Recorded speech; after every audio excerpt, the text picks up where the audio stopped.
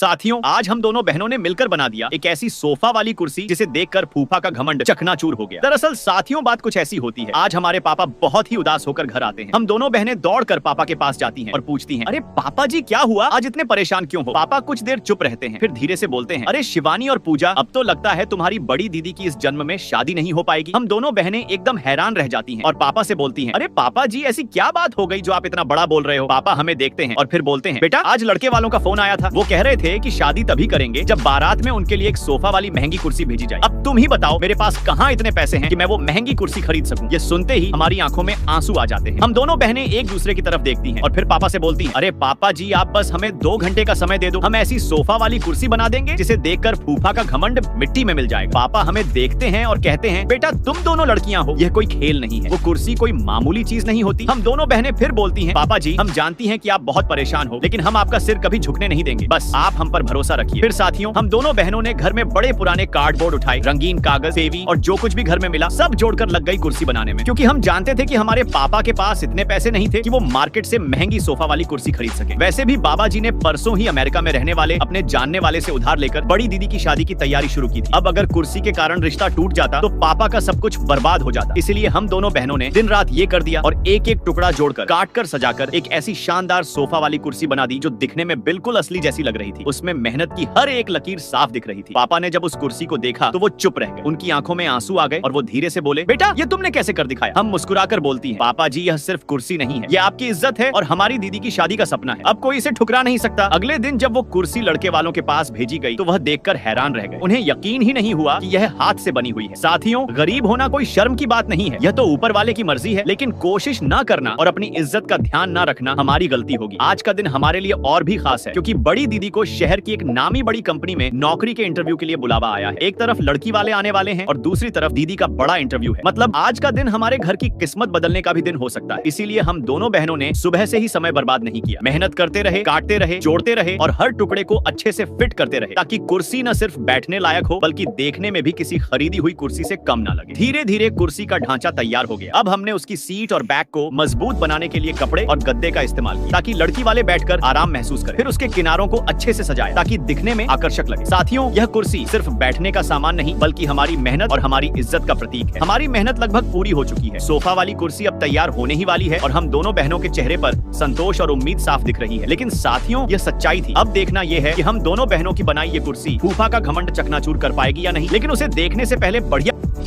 बेटा मैं माता रानी हूँ, तुम इस वीडियो को लाइक करके चैनल को सब्सक्राइब कर दे और कमेंट में जय माता दी लिख दे। तेरे घर पर 5 घंटे के अंदर खुशखबरी आ जाएगी।